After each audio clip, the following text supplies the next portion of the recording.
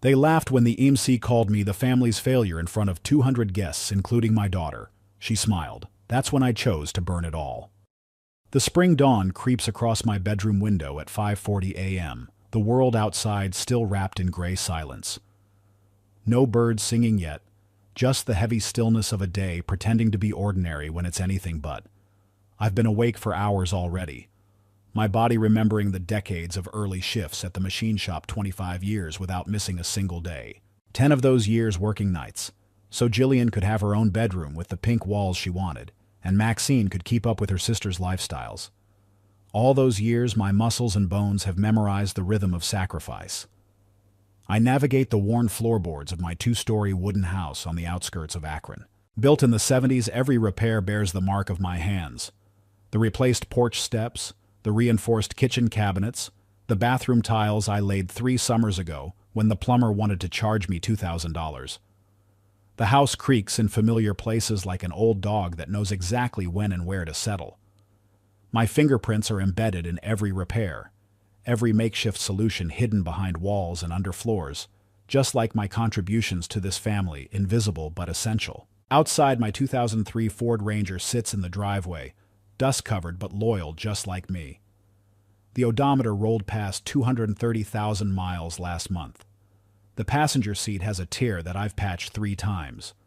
The radio still only picks up AM stations, but it runs, and that's what matters.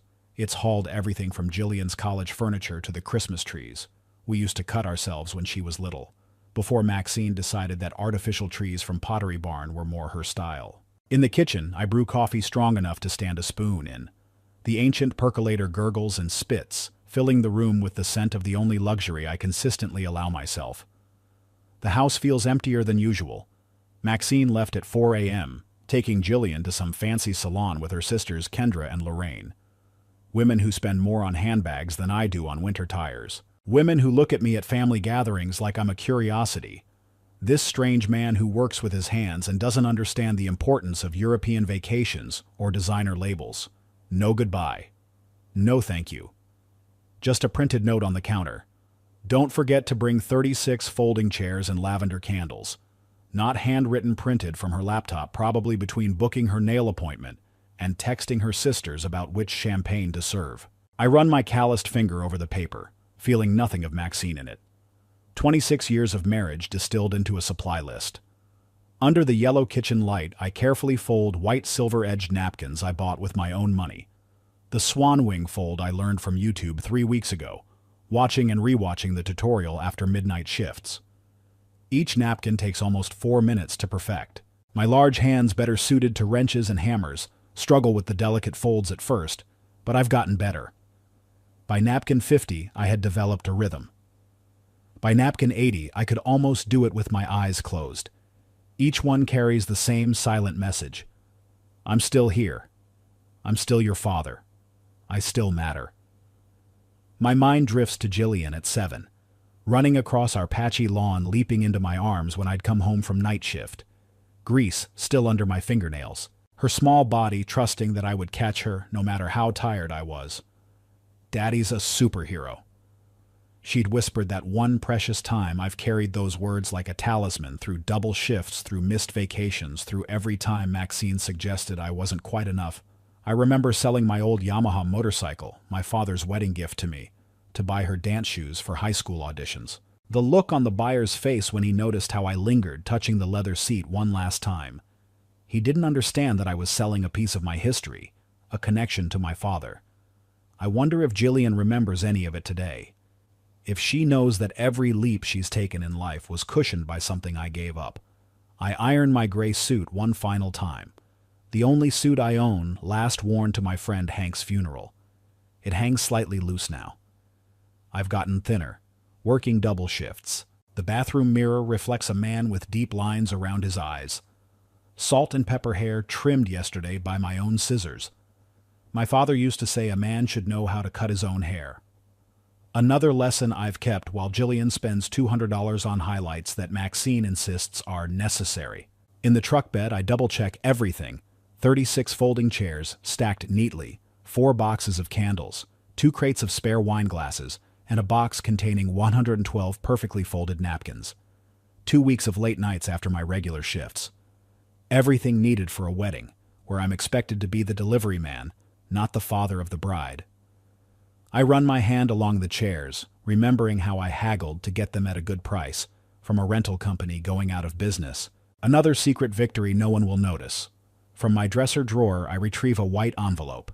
Inside the ownership deed to Silver Grove Manor, LLC paperwork, and Jillian's trust fund documents. Money I've been setting aside since she was 12. $1 here, $5 there, growing into something significant while I wore the same boots for 8 years. Nobody knows about any of it. Not Maxine, who thinks I'm financially naive. Not Jillian, who has never asked where college tuition came from. I look at these papers one last time before tucking them into my inside jacket pocket right against my heart. Before locking the door, I notice our family photo stuck to the refrigerator, partially covered by an unpaid electric bill. Maxine forgot. The three of us at Niagara Falls 6 years ago. The last vacation we took together. Jillian is genuinely smiling in that photo. Not the practiced social media smile she's developed since Maxine's hand is on my shoulder. One of the last times she touched me with any real affection. I carefully remove the photo, fold it, and slip it into my wallet. A thought forms in my mind, clear and cold as morning frost. If today is the last day I play the role of the silent husband and invisible father, then I'm going to exit that role in a way nobody will ever forget. Not with a whimper of resignation, but with the same quiet precision I've applied to everything else in my life.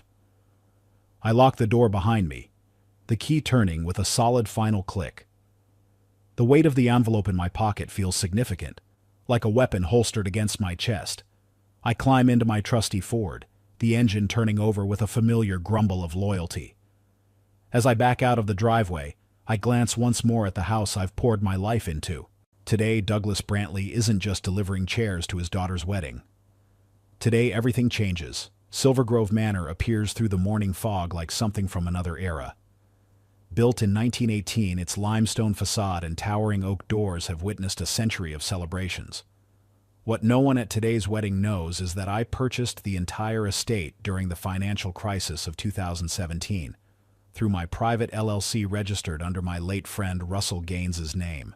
A calculated move that allowed me to give my daughter her dream wedding venue while keeping my contribution invisible, just how I've lived the past 26 years. Maxine's entire family believes I merely called in a favor to book this place at a discount. Even Jillian thinks the same. The truth that I leveraged my life insurance policy as collateral for the initial payment remains my secret. Just like the months I spent personally repairing the venue's electrical system to bring it up to code working weekends while telling Maxine I was picking up extra shifts at the plant. I arrive an hour before the ceremony truck loaded with the supplies from Maxine's printed list. A young security guard in a tailored uniform approaches as I begin unloading the folding chairs. Delivery for the Brantley-Harrington wedding. He asks, not bothering to make eye contact. I don't correct him. I simply nod and continue unloading. The weight of each chair feels appropriate, a physical manifestation of the burden I've carried silently. The guard points me toward a service entrance around back. Of course. Staff parking is over there, he adds, gesturing to a gravel area hidden behind hedges, separate from the elegant circular driveway where guests will arrive. I park my dusty Ford Ranger among catering vans and florist trucks. Already sleek black Lincoln Town cars and Mercedes sedans are pulling up to the main entrance. Men in perfectly tailored tuxedos escort women in designer dresses. I recognize some faces from Maxine's social circle, people who've been in my home but never quite remembered my name. My gray suit, though freshly pressed, instantly marks me as an outsider. A woman in a blue dress with an elaborate fascinator hat actually extends her empty champagne glass toward me before realizing her mistake. She doesn't apologize, just turns away with practiced indifference. Inside, I find the reception hall transformed. Crystal chandeliers cast rainbows across tables draped in ivory linen. Centerpieces of white roses and lavender sprigs rise from silver vases. I didn't approve, but will certainly pay for later. In the corner, a string quartet tunes their instruments. I spot the seating chart, an ornate mirror with names written in calligraphy. My finger traces down the list until I find Douglas Brantley, table 14. I locate the table and understand immediately. It's tucked against a back wall beside the men's restroom, directly in line with the swinging kitchen doors, close enough to hear the dishwashers throughout dinner, positioned so that no photographer will accidentally capture me in the background of the important shots. Nearby are other tables with distant cousins, Maxine's former colleagues, people who received invitations out of obligation rather than desire. I am officially among the afterthoughts. What's worse is what I don't see my name anywhere in the ceremony program laid out on a welcome table. I flip through it twice, scanning for my role in the processional nothing. Instead, I find the bride will be escorted by Frederick Carter, uncle of the bride, Frederick Maxine's older brother. The man who was investigated for embezzling from his own charity foundation, but escaped charges when a key witness suddenly recanted. The man who once asked to borrow $5,000 from me, then laughed it off as a joke when I said I'd need time to gather that much. Frederick, who has spent more on cosmetic dental work than I earned in my first year at the plant, will walk my daughter down the aisle. I sink into a chair at the empty venue, listening to the staff scurry about with last-minute preparations. No one notices me. No one asks if I need anything. I've achieved total invisibility in the space I secretly own. On a large screen near the dance floor, a slideshow of Jillian's life plays on loop. I watch, waiting to see myself appear. There's Jillian as a toddler with Maxine. Jillian's 5th birthday, cutting cake with Maxine. Jillian's high school graduation, posing with Maxine and her sisters.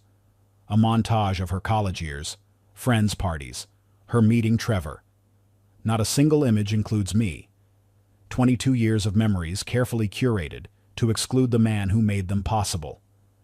Guests begin filtering in, making their way to the ceremony space. I recognize Jillian's friends from Boston College, Trevor's buddies from his New York finance firm. Polished young professionals with inherited watches and summer home anecdotes. They laugh easily, belong effortlessly. None of them ever held my daughter's hair back when she had the stomach flu. None of them taught her to ride a bike or checked under her bed for monsters. The music shifts. The officiant takes his position. Everyone stands. I rise too, though no usher directed me to. From the back I watch as Frederick appears with Jillian on his arm. She is breathtaking, her dress a cascade of delicate lace, her smile radiant. Something catches in my throat. I remember her at 11 spinning in our living room in her first formal dress, looking up at me with complete certainty. "Daddy, you'll walk me down the aisle someday, right?" I had nodded, promised a promise I kept right up until today, when no one kept their promise to me. Frederick preens like a peacock, positioning himself perfectly for the photographer's first shot. His Italian suit probably cost more than 3 of my mortgage payments. He's never changed a diaper in his life yet. There he stands, playing the role that should have been mine. After the ceremony, I find myself directed to my assigned table. Already seated is Maynard Maxine's second cousin, twice removed or some equally distant relation. His face is ruddy from pre-ceremony drinks, his collar already loosened. He's halfway through a story about fertilizer compositions before I've even sat down. The nitrogen content is the key, you know. That's what separates the amateurs from the professionals in the cattle business. He explains, though no one has asked. His breath smells of stale beer and onion dip. "Say, are you with the venue staff? You look familiar." "I'm Jillian's father," I say quietly. Maynard squints at me, then laughs too loudly. "Well, I'll be damned. You sure you're not at the wrong table?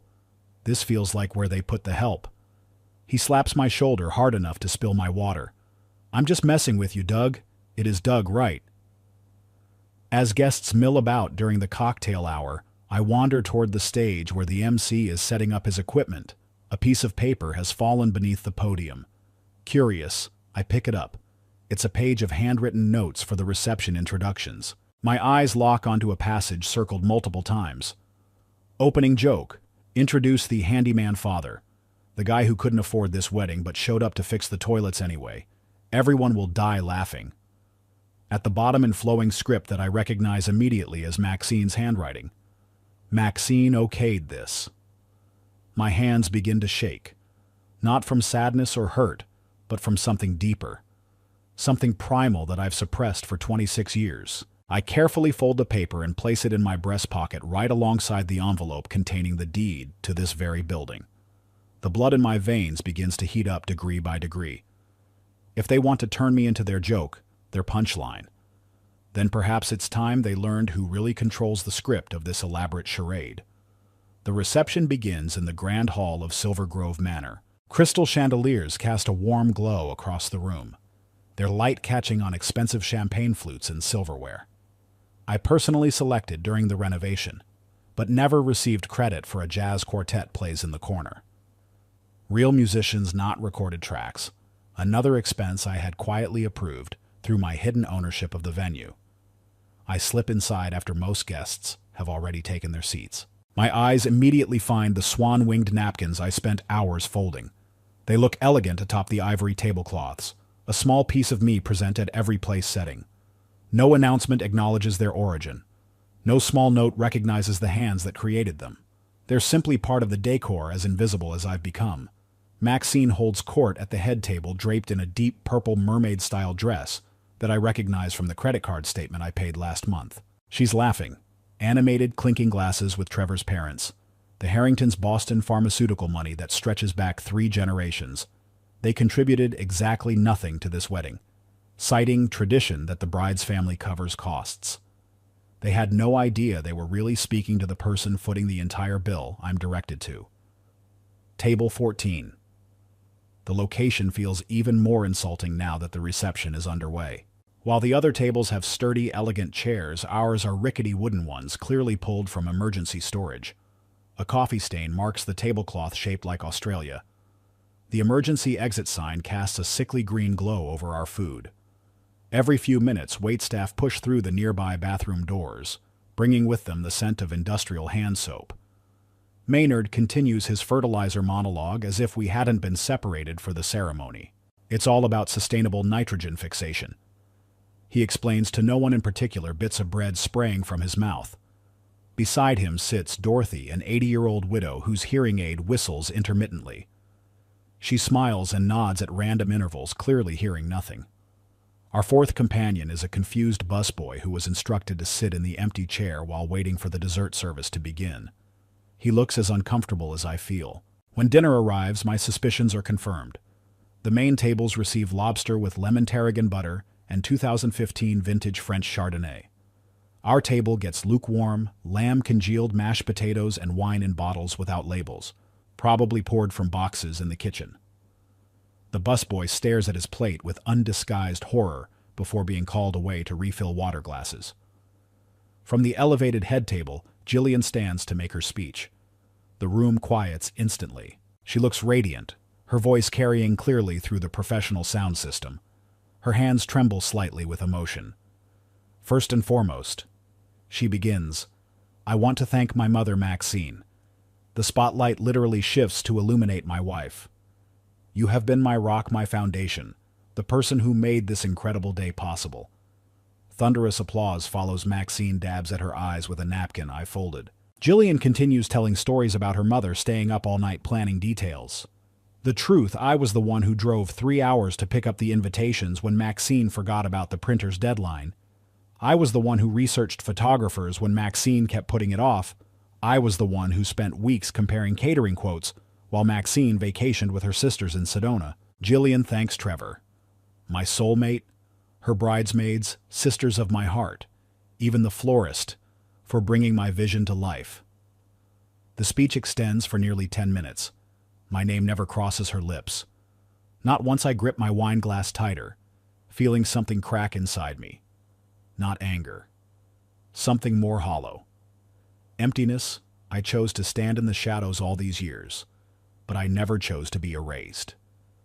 Maynard elbows me hard enough to slosh wine onto my hand. "Hey, aren't you the father? Could have fooled me. I thought you were with the maintenance crew."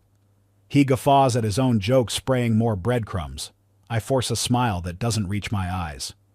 For the first time, I feel suffocated in the very space I secretly own. Every corner of this building, from the restored hardwood floors to the reinforced support beams in the ceiling, bears my invisible fingerprints. I've walked these halls alone at night, approving renovations and improvements no one would ever attribute to me. Now I can't breathe within these walls. I lovingly preserved. The MC taps the microphone, drawing everyone's attention. His name is Tyler, and everything about him screams social media personality. slicked back hair, sparkly tie, the practiced smile of someone who has studied his own face in TikTok videos. He adjusts his posture to what I assume he considers his most flattering angle. Before we cut the cake, I'd like to shine a quick spotlight on our mystery guest of honor tonight. Tyler announces, his voice performatively dramatic. He pauses, scanning the room with exaggerated suspense. Ladies and gentlemen, please put your hands together for the toilet scrubber, the floor mopper, and everyone's favorite lovable failure, the father of the bride, Douglas Brantley. Laughter erupts like fireworks, immediate, explosive, unrestrained. Several guests actually stand to applaud mockingly, making a show of looking around to find where this punchline of a person might be sitting.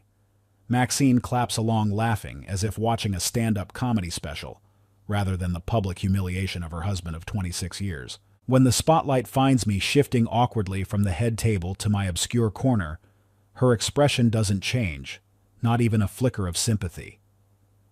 I look to Jillian, searching for some sign of discomfort or disapproval. Instead, I see her smile lightly, leaning to whisper something to Trevor. No indication that she finds anything wrong with her father being served up as the evening's entertainment. Trevor catches my eye briefly, then offers a small nod, an acknowledgement that seems to say, "What did you expect?" His parents exchange glances, their expressions a mixture of pity and distaste, as if my humiliation might somehow be contagious. I remain seated, unmoving, though my hands have begun to tremble slightly. Not from embarrassment, but from the quiet rage building in my chest. A pressure that's been accumulating for decades, suddenly finding hairline cracks in the dam I've built around it. Tyler motions for me to stand up to acknowledge the joke with good humor. "Come on, Doug. Take a bow, show us your plumber's crack." More laughter ripples through the crowd. I scan the room. Not a single face registers my pain. They see free entertainment, a harmless bit of fun at the expense of someone who doesn't matter. Even the staff people who, like me, labor invisibly to make others comfortable look away, embarrassed to witness my degradation. Jillian finally glances up from her whispered conversation with Trevor. Her eyes meet mine across the room, and for a moment, just a moment, I think I see a flash of recognition. Then she speaks loud enough for nearby tables to hear. "Dad, just relax. It's only a joke." Those words slice deeper than all the laughter combined. It's only a joke, the dismissal of 22 years of sacrifice as something I should simply laugh off. The casual permission she grants to everyone in the room to continue seeing me as nothing more than comic relief in her perfect day.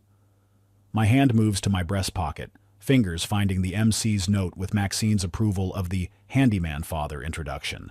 I fold it deliberately and tuck it away, replacing it with the white envelope I've carried next to my heart since morning. My pulse beats with a steady, determined rhythm I haven't felt in years. I stand slowly. The wooden chair scrapes against the floor, the sound unnaturally sharp in the momentary lull between jokes. Heads turn. Curious eyes watch as I straighten my jacket, the same one I wore to a funeral, now present at the death of something else. With measured steps, I move toward the center of the hall, not rushing, not hesitating. Each footfall deliberate as a judge's gavel. "Now," I say quietly, though somehow my voice carries across the suddenly quieter room. "It's my turn. Let's see what the failure father has to say." I walk to the center of the hall, each step deliberate, measured. The polished marble floor that I personally selected during the renovation gleams under my feet. I face Tyler, directly extending my hand for the microphone. 5 minutes, I say quietly. No interruptions. Tyler opens his mouth, clearly preparing another joke at my expense, but something in my eyes makes him reconsider. Whatever he sees there, a lifetime of suppressed anger finally surfacing, causes him to step back. He hands over the microphone without further comment, his rehearsed smile faltering. The music fades to silence. The room grows still, 200 guests frozen in anticipation. Even the waitstaff pause trays balanced mid-air. The spotlight intended to showcase my humiliation now illuminates what's about to become my liberation. I hold the white envelope up to the light, letting everyone see it before carefully breaking the seal. The sound of tearing paper echoes in the unnatural quiet. For 26 years, I begin my voice steadier than it's been all day. I've been the invisible foundation of this family. Today you all find it hilarious that I'm just the help. So let me help you understand exactly who I am. From the envelope, I withdraw the first document and unfold it with precision. It's the ownership deed to Silver Grove Manor, prominently displaying Brantley Consolidated LLC Est 2018 in bold legal type. This building, I say, turning slowly to address the entire room. This floor you're standing on, these wine glasses in your hands, they're mine. The murmurs begin immediately, confused whispers spreading like ripples in still water. I purchased this estate during the financial crisis. I continue. Renovated it personally, on weekends and nights. Every chandelier, every doorknob, every piece of silverware selected by me, paid for by me. I look directly at Maxine, whose expression has shifted from amusement to dawning horror. No one in this room, not even my wife or daughter, knew that I've owned this venue for years. Because I wanted Jillian to have her dream wedding, I just didn't expect to be the punchline of it. From the envelope, I withdraw the second document, the trust fund statement bearing Jillian's name established when she was 12 years old. $10,000, every year, for 20 years. I hold it up so the heading is clearly visible. A trust fund I established for Jillian that will continue until she's 30. No one besides me knew about this either, because I didn't need praise or recognition. I needed my daughter to have a future. The whispers grow louder. Heads swivel from Maxine to Jillian and back to me. The room has become a tennis match of shocked expressions and dropped jaws. Maxine's face has drained of all color, her knuckles white around her wine glass. She looks like she might faint or scream or both. The control she's maintained her entire life, particularly over the narrative of our marriage, is slipping through her fingers with each word I speak. Jillian stares at me wide-eyed, her perfect makeup unable to hide her shock. I didn't know, I never... She stammers, but tellingly she doesn't deny her participation in the joke at my expense just minutes ago. She doesn't apologize for her silence while I was mocked. The omission speaks volumes. I turn to Tyler, who seems to be trying to make himself as small as possible behind the podium. You read that joke from whose script? I ask, pulling out the note I'd found earlier. I hold it up, Maxine's signature clearly visible at the bottom. Who approved making the man who paid for this entire wedding the butt of your jokes? Tyler takes another step back, his eyes darting toward the exit. He doesn't need to answer. Everyone can see the evidence in my hand.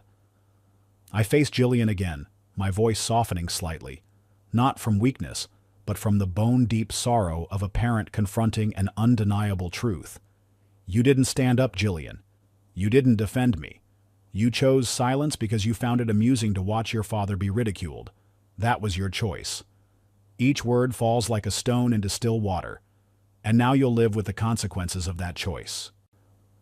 The room holds its collective breath. No one moves.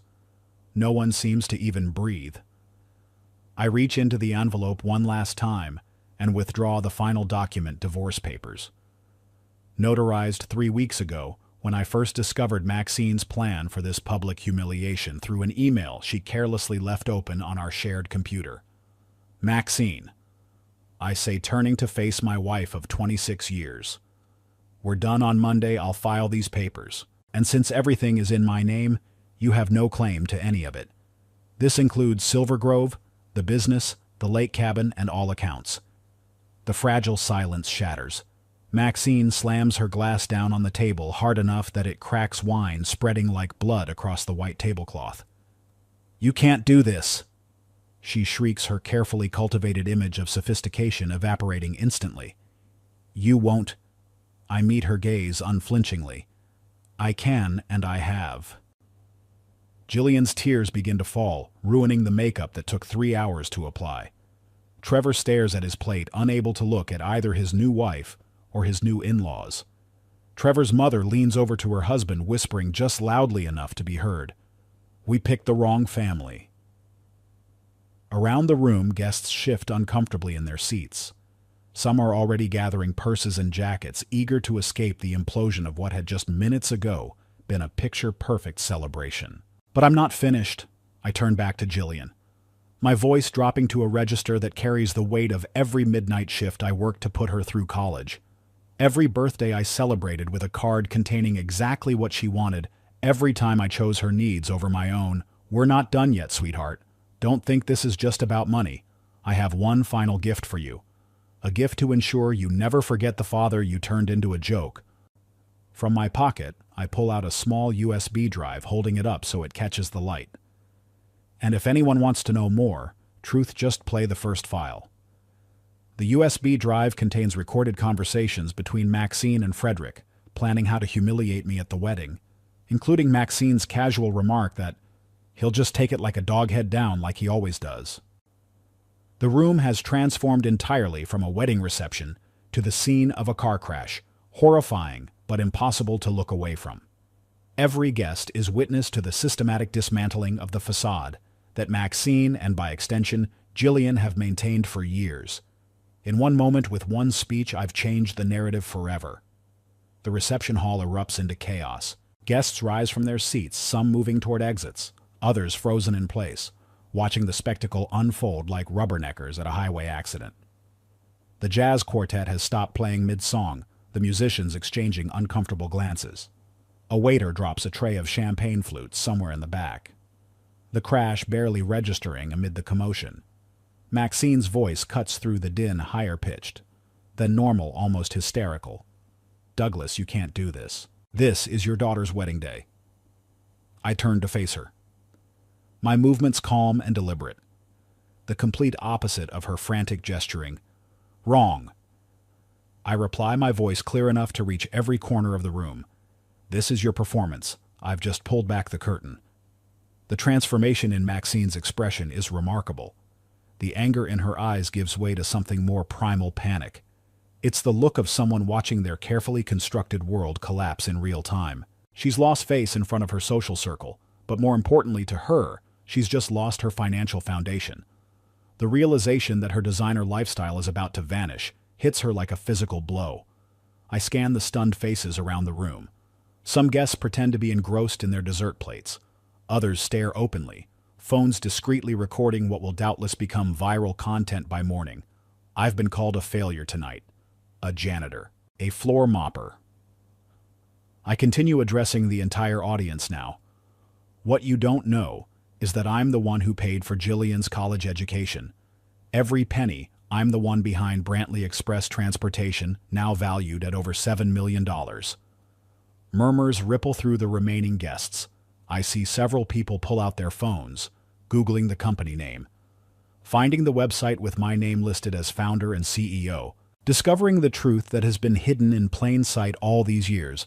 While I wore the same pants for 12 years, Maxine used her supplementary credit card, the one I paid off each month, to buy $2,000 handbags. While I packed leftovers for lunch, she spent hundreds weekly on spa treatments. While I worked 60-hour weeks, she hosted wine parties for friends who couldn't remember my name. Each revelation lands like a hammer blow. The remaining wedding guests shift uncomfortably, suddenly aware they've been complicit in a charade. Some of Maxine's friends, women who've benefited from her extravagant hospitality for years, gather their purses, eager to distance themselves from the fallout. I turn my attention to Jillian. She's trembling, mascara streaking down her cheeks, but still hasn't spoken a word in my defense.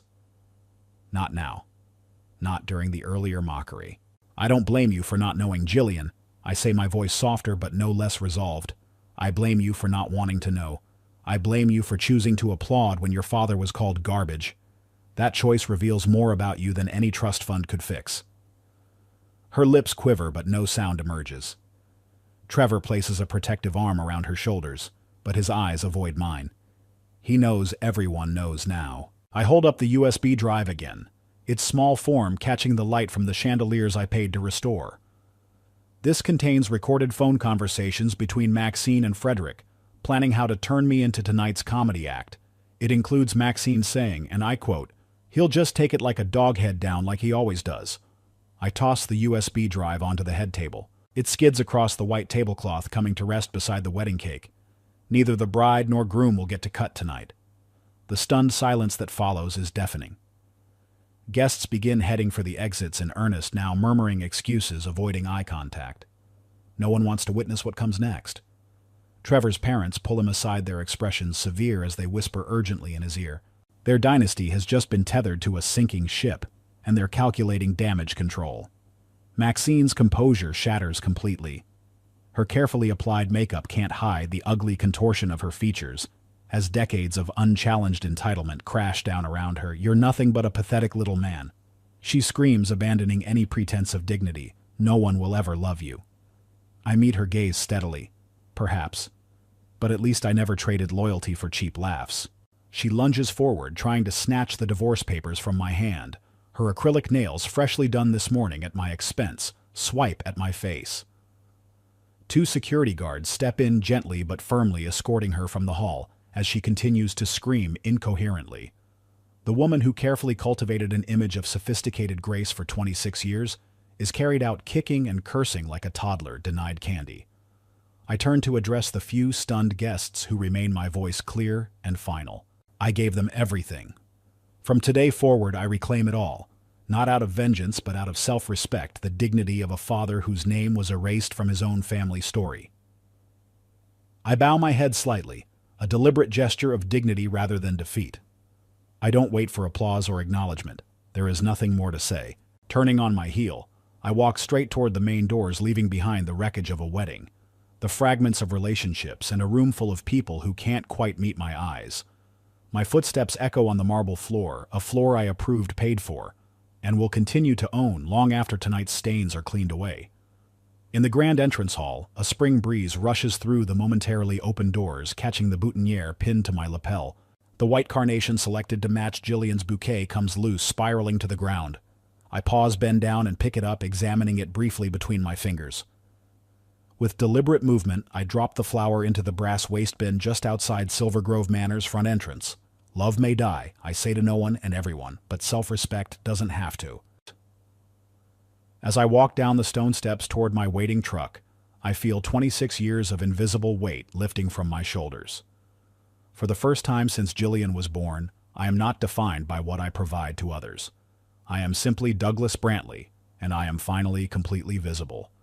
1 week after the wedding that wasn't, I wake up to sunlight streaming through cedar-framed windows. My cabin on Lake Winford sits nestled among pine trees 2 hours from the nearest town. I purchased this place 6 years ago, without telling anyone, another secret investment made through my LLC, another refuge I built while pretending I couldn't afford a vacation. The morning air carries the scent of fresh water and pine needles. Outside birds call to each other across the glassy surface of the lake. The contrast with the artificial clamor of the wedding reception couldn't be more profound. There everything was performance. Here even silence feels authentic. I brew coffee in a percolator that belonged to my father, the rich aroma filling the small kitchen. Through the window, I watch a pair of cardinals dart between trees. No schedule demands my attention. No one waits for me to deliver chairs or fold napkins. For the first time in decades, my time belongs solely to me. Each day establishes a new rhythm. I wake with the sun, work with my hands until noon, read until evening. The physical labor feels cleansing. I replace weathered cedar shingles on the roof, rebuild the sagging steps leading down to the dock craft. A new oak dining table from lumber. I milled myself last fall. Every repair reinforces the same message. Broken things can be made whole again if you have the right tools and enough patience. Mornings, I sit on the porch with black coffee, listening to old jazz records on a vintage turntable. I read books I've started and abandoned over 20 years. Hemingway, Steinbeck, Twain, authors who understood something about manhood that our current world seems determined to forget. Their words resonate differently now that I've stepped out of the shadows of my own life. Old friendships resurface like buried treasures. Pete, who worked beside me at the plant for 15 years, drives up with fishing gear and a cooler of beer. We don't talk about the wedding or the divorce. We talk about retirement plans, his grandchildren. The best bait for catching walleye, Jimmy, who taught me to fish when we were both 13, shows up unannounced one Saturday. "Heard you finally grew a pair," is all he says before handing me a new fishing rod. We spend the day on the lake in comfortable silence, communicating in the shorthand of men who've known each other since childhood. My sister Linda visits, bringing homemade casseroles that taste terrible but feel like love. She hugs me longer than usual, her arms surprisingly strong around my shoulders. "You're the only one in that whole family who had the courage to live honestly." she says, stirring sugar into her tea at my new oak table. I've been waiting 20 years for you to realize what they were doing to you. News filters in through these visitors, little pieces of the world I left behind. Maxine has moved to Nevada to live with her sister Lorraine. She's selling her jewelry collection to cover credit card debt. She didn't realize I'd stopped paying. The country club membership has lapsed. The lease on her, Mercedes, wasn't renewed. Trevor and Jillian separated after 3 months. His parents pulled funding from his tech startup after discovering financial irregularities. Something about diverted investor funds and undisclosed debts. The Harringtons' tolerance for imperfection apparently extends only to daughters-in-law, not to their own blood. Jillian lost her position teaching interior design at the community college. After the wedding video went viral, a guest had recorded Tyler's joke introduction and my subsequent revelations, posting it all to TikTok, where it accumulated 4 million views and counting. People recognize her on the street now, but not for reasons she would have chosen. 8 months pass in peaceful solitude. Then, on a rainy Tuesday, my phone lights up with a text message from a number I still know by heart. "Dad, I'm sorry. If you have room, I'd like to see you." I wait a full day before responding. Coffee shop by the lake, Sunday at noon. Sunday arrives with clear skies and a gentle breeze. I arrive early, claiming a table with a view of the parking lot. When Jillian walks in, she looks different. Hair pulled back in a simple ponytail, face bare of makeup, wearing jeans and a plain sweater instead of the designer clothes Maxine insisted were necessary for a woman of their station. She hesitates at the door, scanning the half-empty cafe until our eyes meet. I don't stand. I don't wave. I simply watch as she makes her way to my table and sits down across from me. "Thank you for coming," she says, her voice smaller than I remember. "I made a promise to myself that I'd always be there if you needed me." I reply, "That hasn't changed." Her eyes fill with tears. "I used to think you were weak," she confesses, staring into her lap. "Now I understand you were just someone who endured too much because you loved us." I don't answer immediately. Instead, I signal the waitress for 2 coffees, giving my daughter time to compose herself. When the steaming mugs arrive, I push one toward her and wait. "There's something else you should know," she says. Finally, her fingers tracing the rim of her cup. "Trevor and I have a daughter, Lily. She's 3. The revelation hits me like a physical blow. A grandchild I never knew existed. You hid her. I manage to ask, my voice rough with emotion. Jillian nods, shame coloring her cheeks.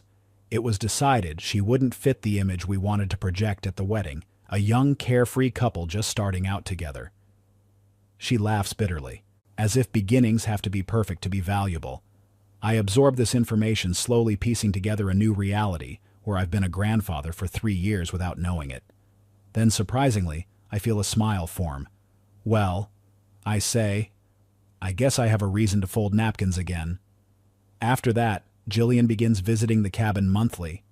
She doesn't talk much at first. She sits on the porch reading or sketching while I work on projects. Sometimes she helps me in the garden.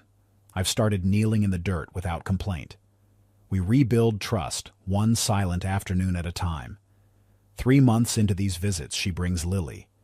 The little girl has Jillian's amber eyes and the same stubborn tilt to her chin that I recognize from toddler photos of my daughter. She regards me with solemn curiosity before asking, "Are you really my grandpa?" "Yes." I answer simply, "I am." Later that afternoon, as I'm setting the table for lunch, Lily points to the cloth napkins I've folded into simple triangles. "Grandpa, why is the napkin folded funny like that?" she asks. I smile, picking up the napkin and unfolding it. "Here, let me show you how to make it into a swan." As I demonstrate each crease and fold, I watch her small fingers attempt to mimic mine, just as Jillian once did. Sometimes, when I'm teaching Lily to fish off the dock or showing her how to unlock a padlock with a paperclip, a harmless trick that delights her, I catch Jillian watching us with tears in her eyes. She doesn't need to speak. I understand what she's seeing, the father she had all along but never truly saw. A year after the wedding that ended everything and began something new, my cabin property has transformed. Lavender plants that Jillian suggested now line the walkway to the door, their scent filling the air on warm afternoons. Lily's laughter rings across the water as she chases butterflies. Jillian sits on the porch, sketching designs for clients who found her through her new freelance business. People who don't know or care about viral wedding videos. My phone buzzes with a message from my attorney. Asset restructuring. Complete new beneficiary. Jillian Brantley, in case of your demise. I smile, watching Lily try to skip stones across the lake's surface. Jillian calling encouragement from her chair. Old jazz plays softly from the open windows of my cabin. Our cabin now. This time, I think I've put her name on paper not to make her grateful, but to prove to myself that I've forgiven. And in that moment, watching the sunlight dance across the water, I realize I've found something better than revenge. Better even than justice. I've found peace, the kind that comes not from erasing the past, but from building something new atop its ruins.